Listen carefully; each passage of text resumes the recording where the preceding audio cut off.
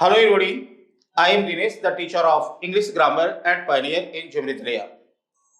I am teaching you tenses in a series where I have taught you all the tenses of present and all the tenses of past.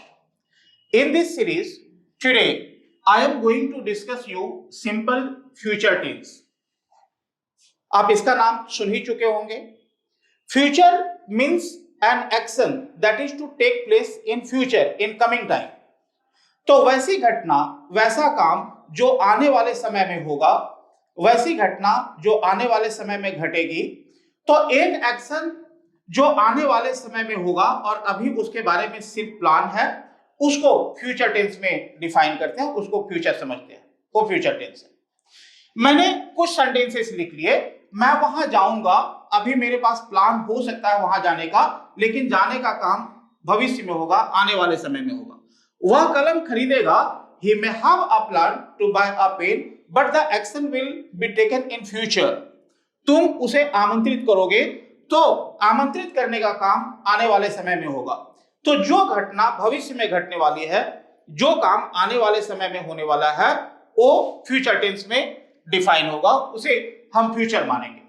अब सवाल उठता है कि simple future tense कैसे पहचानेंगे. तो अब तक के जितने टेंसेस मैंने आपको पढ़ाया, वहां पर मैंने बताया कि हिंदी का मदद लेकर के मैं टेंसेस को समझाने की कोशिश करूंगा. तो इसके बाद मैं टेंसेस पर बहुत डिटेल में वीडियोज बनाऊंगा, जहां हिंदी के मदद की जरूरत हमको नहीं पड़ेगी. लेकिन एक बार शुरुआती तौर पर हम इसे देख लें, उसके बाद की बातें बाद में होंगी.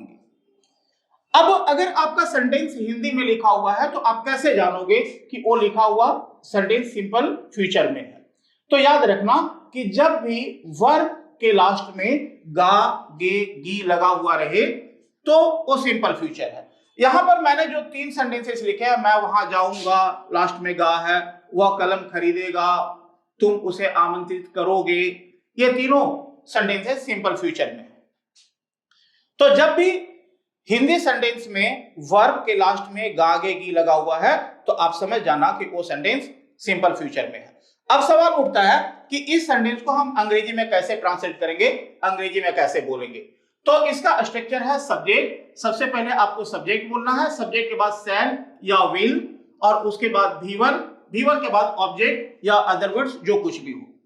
अब दिक्कत आपको शैल और विल के यूज में हो सकती है. जब आई और वी रहेगा सब्जेक्ट ग्रुप में, या आई या वी, ए फर्स्ट पर्सन है, तो इसके साथ शैल, आई और वी के साथ शैल, और आई और वी को छोड़ करके बाकी सारे सब्जेक्ट्स जो है उसके साथ विल यूज कर देना.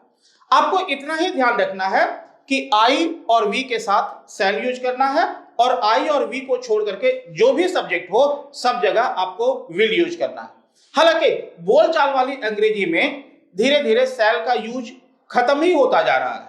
लिखने वाली जो अंग्रेजी है उसमें तो हमें ध्यान रखना होगा आई और वी के साथ हम शैल यूज करें, लेकिन बोलने में चूंकि विल सुविधाजनक होता है आई और वी के साथ भी, तो बोलने में लोग आई और वी के साथ भी विल बोल देते हैं. अब जब पूरी दुनिया ऐसा ही बोल रही है, तो ये सही रहे या गलत रहे, इतना छूट तो भाषा में लिया ही जा सकता है. जो सुविधाजनक है वो लोगों की जुबान पर आ ही जाता है. लेकिन जब कभी आपको लिखना हो, तो हाँ, इस बात का ध्यान जरूर रखें कि आई और वी के साथ शैल और बाकी जितना भी है अदर्स में विल यूज करना. अब बारी बारी से हम सेंटेंसेस देख लेते हैं. नाउ सी, सब्जेक्ट के बाद शैल या विल, उसके बाद V1 के बाद ऑब्जेक्ट और अदर वर्ड्स जो कुछ भी हो. सेंटेंस में ऑब्जेक्ट या किसी अदर वर्ड्स का होना जरूरी नहीं है. अगर है तो हम वर्ब के बाद यूज करेंगे, अगर नहीं है तो वर्ब पर ही हमारा सेंटेंस खत्म हो जाएगा.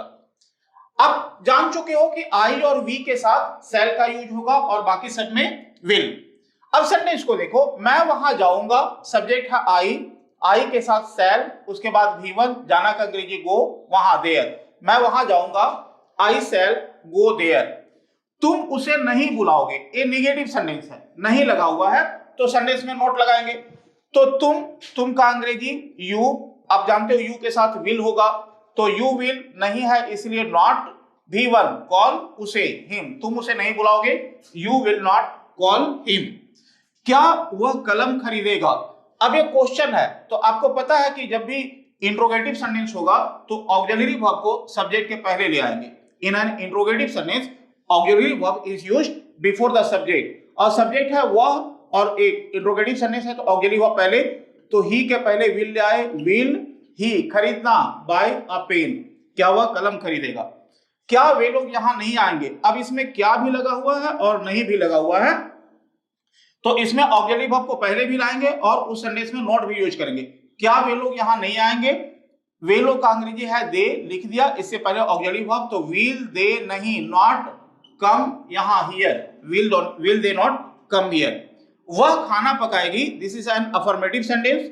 वह सी के साथ विल होगा, विल के बाद V1 कुक, खाना, भोजन, food, she will cook food. हम लोग सिनेमा नहीं देखेंगे, अब है हम लोग, वी के साथ सेल होता है और इस सेंटेंस में नहीं लगा हुआ है तो नोट भी लगाएंगे, नेगेटिव सेंटेंस है, तो हम लोग सिनेमा नहीं देखेंगे। वी सेल नहीं है तो not, V1 watch a movie, हम लोग सिनेमा नहीं देखेंगे, we shall not watch a movie. क्या मोहन दूध पिएगा। अब फिर से एक क्वेश्चन है तो ऑक्सिलरी वर्ब पहले, मोहन के साथ विल होगा तो विल को पहले यूज कर दिए। क्या मोहन दूध पिएगा, विल, उसके बाद सब्जेक्ट मोहन, फिर V1 ड्रिंक, उसके बाद दूध milk, will Mohan drink milk. क्या सीता पत्र नहीं लिखेगी।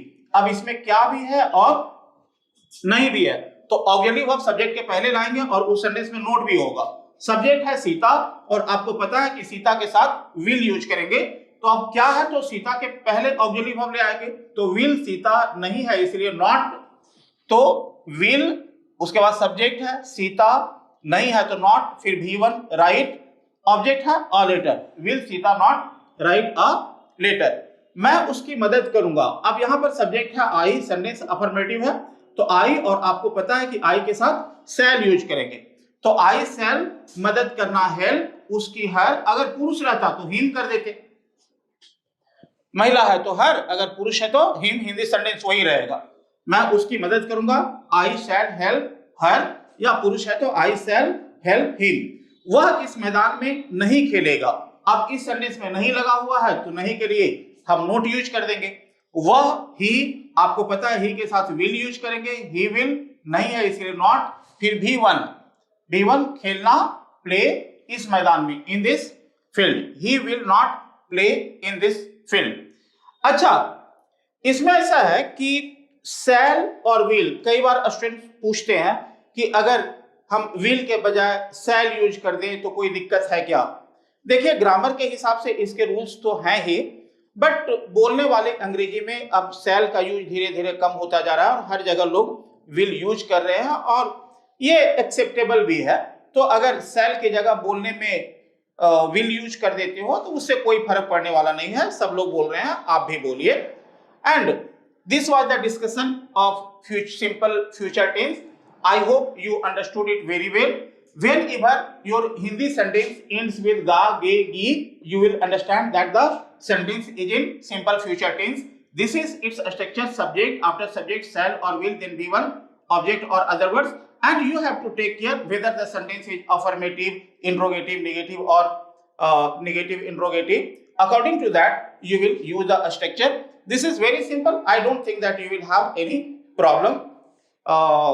Next time, I would like to meet you with the next topic on some other tenses. Till then, thank you.